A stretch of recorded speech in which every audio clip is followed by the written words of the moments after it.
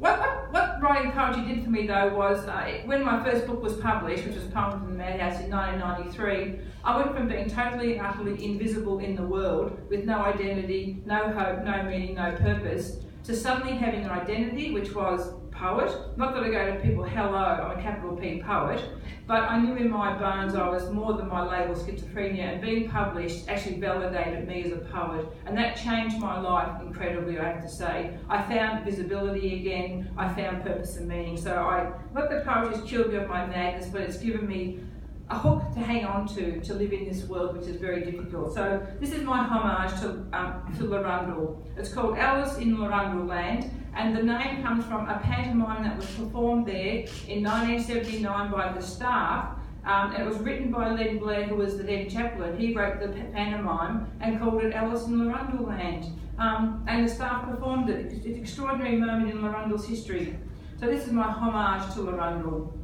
Alice fell down a rabbit hole and landed in topsy-turvy Larundel Land, locked up, captive to lunacy and a passing parade of Mad Hatters and March Hares, eccentrics and musos and artists, and a poet or two, and ordinary folk, with the deepest sorrows and inconceivable lunacy, sharing delusions like needles, voices babbling in the background, ECT before breakfast, Stelazine for lunch, Prothiodan for dinner, Melorol at supper time, and to bed with a hallucination and a moggy.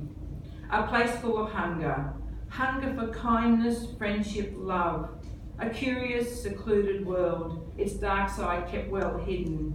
Shadow-haunted inmates longing for peace with themselves, no one knowing the wars that rage within, or the deep pain wedged between spirit and flesh, destroying lives, friends and family picking up the pieces.